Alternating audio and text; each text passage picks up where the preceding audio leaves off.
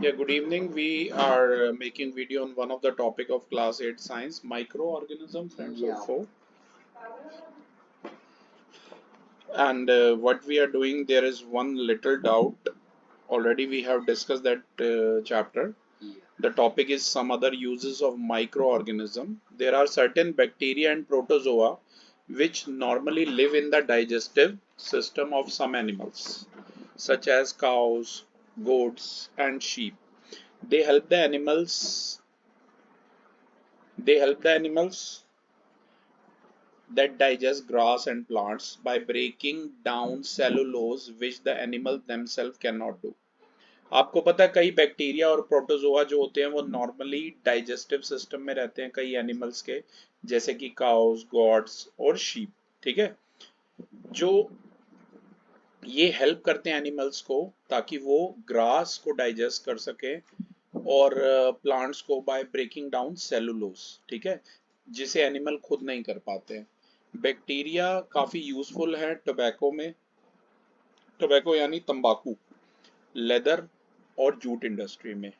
Tanning, tanning एक ऐसा process है जिससे एनिमल की जो स्किन है वो लेदर में चेंज हो जाती है by treating it with chemicals. ठीक है, और ये बैक्टीरिया की हेल्प से ही किया जाता है।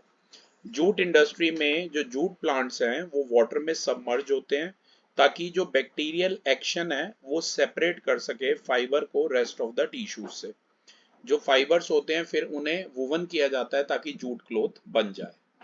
विलेजेस में एनिमल वेस्टेज, आप ये पेज नंबर 29 से मैं करा रहा हूँ, देख सकते हैं। विलेजेस में एनिमल वेस्टेज, लीफी वेस्टेज, जो लीव्स हो गई, जो क्रॉप्स या गिरे हुए पत्तियां होती हैं, राइट, लीव्स होती हैं, वो डिकम्पोज कर दी जाती हैं बैक्टीरिया के द्वारा एब्सेंस ऑफ ऑक्सीजन में, ताकि वो मीथेन प्रोड्यूस करे। मीथेन एक गैस है जो मार्शी एरियाज में पाई जाती है। इसका फॉर्मूला होता है CH4। ये एलपीजी वगैरह के जैसे ही यूज हो सकती है एज अ फ्यूल। ठीक है, ये और एक ये चीफ कॉन्स्टिट्यूएंट है बायोगैस के भी अंदर। ठीक है, बायोगैस को गोबर गैस भी कहते हैं क्योंकि वो उसी से एक्सक्रेटा से बनती है। बात करेंगे कुछ हार्मफुल माइक्रो ऑर्गेनिज्म की। ऐसे माइक्रो ऑर्गेनिज्म जो डिसीज कॉज करते हैं, मैंने कल भी बताया था, उन्हें पैथोजेंस कहते हैं या जर्म्स कहते हैं। डिसीज कॉज करने वाले जर्म्स जो होते हैं उन्हें सबसे पहले हमारी बॉडी में एंटर करना होता है, और कुछ तरीके हैं जिनसे वो एंटर कर सकते हैं एयर के थ्रू। जब भी कोई पर्सन जिसे जुकाम है या कोई तरह का फ्लू है, अगर वो स्नीज करता है, वो छींकता है, कफ करता है या स्पिट करता है कहीं पर, तो जर्म्स जो हैं एयर में रिलीज हो जाते हैं। तो हेल्दी पर्सन अगर वो इस एयर को ब्रीथ करेगा तो वो इन्फेक्ट हो जाता है।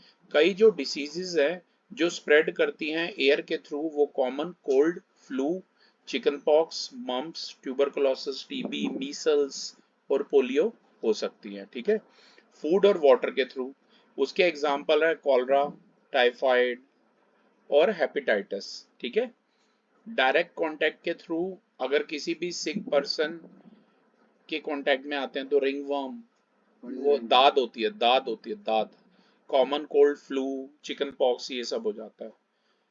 और इंसेक्ट्स के थ्रू जैसे कि मॉस्किटोज के थ्रू, फ्लाइज यानी मक्खियों के थ्रू और फ्लीज के थ्रू, ये भी कैरियर होते हैं जर्म्स का। एग्जाम्पल के तौर पे फीमेल एनोफेलिस मॉस्किटो जो है वो मलेरिया कैरी करता है, मलेरिया वाले जर्म्स को कैरी करता है। जब वो बाइट करेगा किसी भी हेल्दी पर्सन को तो ही और शी भी वो इन्फेक्ट हो सकते हैं मलेरिया से।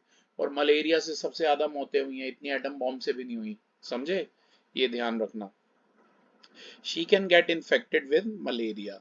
जब भी कोई हाउस फ्लाई यानी कि मक्खी अगर वो डर्ट पे बैठती है, गंदगी पे बैठती है, तो जर्म्स उसकी बॉडीज के साथ चिपक जाते हैं, और जब वो फूड पर बैठती है तो इन्हीं जर्म्स को वो ट्रांसफर कर देते हैं फूड पर। The person consuming the food can become सिक। जो फीमेल एडीज है, मॉस्किटो है, वो एक कैरियर है डेंगू वायरस का भी। डेंगू का मच्छर साफ पानी में बैठता है, हमेशा याद रखना, और थोड़ा सा बड़ा और कलरफुल दिखता है। ठीक है, कट्स और वुंड्स के थ्रू, टेटनस, कभी भी सड़क पे गिर जाओ, कोई चोट लग जाए तो टेटनस का इंजेक्शन लगवाना चाहिए 24 घंटे के अंदर। ठीक है, या आयरन लग जाए कहीं भी। ठीक है, ध्यान रखो। हाँ, वरना टेटनस बड़ी गंदी डिसीज होती है, इससे मतलब ये टेटनस का नहीं लगवाओगे ना इंजेक्शन तो बड़ी बुरी बीमारी होती है, पूरी बॉडी टेढ़ी हो जाती है अगर इसका साइड इफेक्ट हो तो। ठीक है, माइक्रो ऑर्गेनिज्म भी डिसीज कॉज करते हैं एनिमल्स और प्लांट में, जैसे कि एंथ्रेक्स। मैंने बताया था ये एक ऐसी डिसीज है जो ह्यूमंस और कैटल दोनों को अफेक्ट करती है और बैक्टीरियम के द्वारा कॉज होती है। एक कोई वायरस जो है वो डेंजरस फुट और माउथ डिसीज भी कैटल में कॉज कर सकता है। सिट्रस कैंकर, ये एक बैक्टीरियल डिसीज है जो सिट्रस फ्रूट के जो ट्री मतलब रस भरे फ्रूट, मौसमी ये सब जिनसे जूस पीते हो आप लोग, वो एयर के थ्रू ही स्प्रेड हो सकती है। येलो वेन मोजिया, ये अफेक्ट करता है वेजिटेबल जैसे कि भिंडी, और ये एक वायरल डिसीज है जो इंसेक्ट्स के द्वारा होती है। ठीक है, अब इसके बाद हम बात करेंगे रस्ट ऑफ वीट के बारे में। ठीक है ना, रस्ट ऑफ वीट का क्या मतलब है, वीट पे रस्ट लगने का। नेक्स्ट पेज पे देखिए टॉप में, ये एक फंगल डिसीज है जो एयर और सीड्स के द्वारा ही स्प्रेड होती है। 1845 से 1847 में आयरलैंड में जो पोटैटो क्रॉप थी वो डिस्ट्रॉय कर दी गई थी पोटैटो ब्लाइट फंगस के द्वारा, जिसकी वजह से बहुत लोग भूखे मर गए थे। अब क्वेश्चन आता है कि हम कैसे प्रिवेंट करेंगे कि ये कम्युनिकेबल डिसीजेज ना फैले। Diseases which are spread by microorganism that can spread from an infected person to a healthy person through air, food, water या direct contact के थ्रू जो फैलती हैं उन्हें क्या कहते हैं, communicable diseases। कई सिंपल मेथड है जिससे हम लिमिट करते हैं इन communicable diseases ताकि ये ना फैलें, और इन्फेक्टेड पर्सन को हमें अलग रखना चाहिए, अलग रूम में उसे एडवाइस करना चाहिए कि रखें, और जब भी वो छींकें तो उसे अपने नोज पे हैंकी रखना चाहिए। ठीक है, diseases which are spread by insect such as mosquitoes, इन्हें भी आप कंटेन कर सकते हैं ताकि उनका ब्रीडिंग कहीं भी गली के बाहर अपना पानी मत रुकने दो, वरना क्या होगा, गंदे पानी में ही ये मच्छर पनपते हैं और ये अपनी पॉपुलेशन फटाफट बढ़ाते हैं, समझे। तभी अगर पानी कहीं दिखे बाहर भी रोड पे तो वाइपर से पहले उसे सुखाओ फैला के, राइट, ये नहीं कि पड़ा रहे, क्योंकि वहां जो मच्छर होगा वो उड़ के फिर तुम्हारे घर में ही आएगा भाई। ठीक है, ये ध्यान रखना।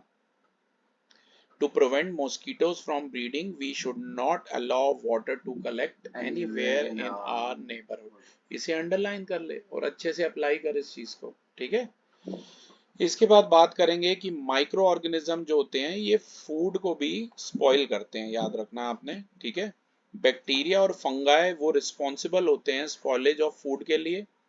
मिल्क का सार होना, खट्टा होना, प्यूट्रिफिकेशन ऑफ मीट, सड़ जाना उसका, रॉटिंग ऑफ पोटैटोज, ये भी सड़ जाना, खराब हो जाना।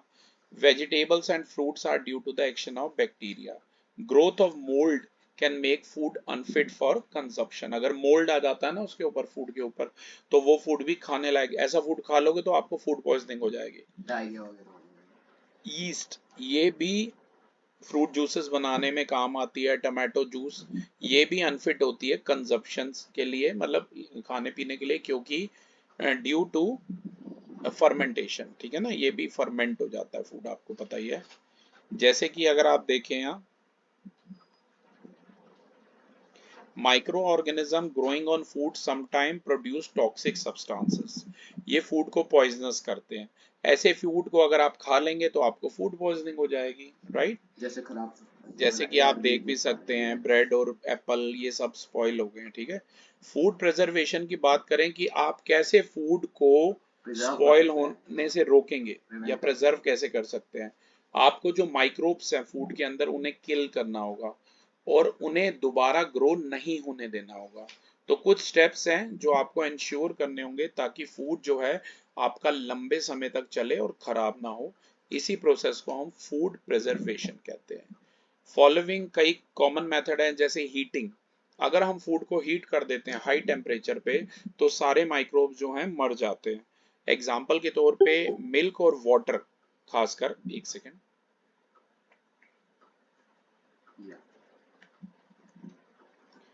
मिल्क और वाटर को भी हमें उबालना चाहिए, जो भी दूध आप लेकर आते हो, ठीक है ना, पहले उसे उबालना चाहिए ताकि उसके अंदर के माइक्रोब्स मर जाए। अल्ट्रा हीट ट्रीटमेंट यानी कि यूएसटी, ये पार्शियल स्टेरिलाइजेशन है मिल्क का, अगर हम उसे थोड़े समय तक उबालेंगे। तभी देखना घर पे भी जब हम दूध बाहर से खरीद के लाते हैं ना, पहले उसको उबालते हैं, ठीक है, एक थोड़ी देर के लिए, at a temperature exceeding 135 degree Celsius. USD milk जो है वो टेट्रा पैक्स में भी अवेलेबल होता है और इसका जो लाइफ स्पैन है वो लगभग 6 महीने का होता है, राइट। फिर बात करेंगे पेस्चुराइजेशन ऑफ मिल्क की। इसमें हमें ये कंसिस्ट करता है of heating up to high temperature of 70 degree Celsius, लगभग आधे मिनट तक, और फिर इसको ठंडा होने देते हैं। इससे बहुत सारे जो बैक्टीरिया हैं जो फ्लेवर को अफेक्ट किए बगैर भी मर जाते हैं। और ये मेथड किसने दिया था? लुइस पैस्चर ने। कूलिंग, अगर आप कूल कर देंगे तो उससे जो माइक्रोब्स हैं वो दोबारा ग्रो नहीं हो पाते, ये बात आप ध्यान में रखना, ठीक है। अब इसके बाद हम बात करेंगे, और रिप्रोड्यूस नहीं हो पाते हैं तभी जो है हम प्रिजर्व करते हैं फूड को। एक रेफ्रिजरेटर जो है वो लगभग फूड को 5 डिग्री सेल्सियस पे रखता है और उसे खराब नहीं होने देता। और डीप फ्रीजर जो है वो -18 डिग्री सेल्सियस पे फूड को रखता है और ये उसे कई महीने तक खराब नहीं होने देता। मैंने कहा फ्रोजन फूड हो गया, फ्रोजन फूड ही है वो, ऐसे ही चलता है आजकल, गुड़गांव में यहाँ भी बड़ा पॉपुलर है, ठीक है। However, once the food is taken out of the freezer and warmed, तो जो माइक्रो ऑर्गेनिज्म होते हैं वो ग्रो करना फिर से स्टार्ट कर देते हैं और फूड जो है कंज्यूम किया जा सकता है soon after. Chemical preservative such as sodium benzoate, इनके बस नाम याद रखना, और सोडियम मेटाबाइसल्फाइड, ये भी माइक्रोबियल ग्रोथ को कंट्रोल करते हैं और प्रिजर्व करते हैं जैम्स, स्क्वैशेस और केचप को। बाकी भी प्रिजर्वेटिव है जो कॉमनली यूज होते हैं, जैसे कि सॉल्ट। अगर आपको बैक्टीरिया के ग्रोथ को चेक करना है by forcing micro organism to lose water by a process, उस प्रोसेस का नाम होता है ओस्मोसिस, वो आप पढ़ेंगे बायो में, है हायर क्लासेस में, 10 क्लास में आएगा ये यूज किया जाता है ताकि हम प्रिजर्व कर सकें मीट को, फिश को, पिकल्स यानी अचार को, चिप्स एक्सेट्रा को। शुगर इनहिबिट करता है बैक्टीरिया का ग्रोथ और यूज किया जाता है as a preservative in jam, jellies and squashes. इसके अलावा भी माइक्रोब्स वाटर लूज करते हैं ऑस्मोसिस प्रोसेस के द्वारा। ऑयल और विनेगर, विनेगर मैंने बताया था सिरका, इथेनोइक एसिड इन वाटर, ये मैंने आपको पहले भी बताया था। तो ऑयल और विनेगर जो हैं वो एक एनवायरनमेंट प्रोवाइड करते हैं जिससे माइक्रो ऑर्गेनिज्म जो हैं ग्रो नहीं कर सकते, और वो प्रिजर्व करते हैं वेजिटेबल फ्रूट्स को, फिश को, मीट को और पिकल यानी अचार को। ड्राइंग और dehydration of food consist of removing water from it, इससे माइक्रो ऑर्गेनिज्म जो हैं ग्रो करते हैं क्योंकि वो बगैर पानी के ग्रो नहीं हो सकते हैं। सीरियल्स ये होते हैं, खाद्यान्न सारे ही आ जाते हैं इसमें, पल्सेस दालें, स्पाइसेस मिर्च मसाले और ड्राई फ्रूट आपको पता ही है, ये प्रिजर्व किए जाते हैं इन्हीं मेथड से, ड्राइंग या डिहाइड्रेशन से। फिर एक और मेथड है कैनिंग। कैनिंग कंसिस्ट करता है स्टेरलाइजिंग द फूड से, और फर्दर उसको हम सील कर दें एयर टाइट कंटेनर्स में, ये फर्दर प्रिवेंट करेगा इसे खराब होने से, ठीक है। अब ये कुछ ओरल क्वेश्चन है, मैं चाहूंगा आप ये खुद प्रिपेयर करें। तो ये आपका जो ये किस अपना माइक्रो ऑर्गेनिज्म फ्रेंड्स और फो चैप्टर का ही पार्ट है।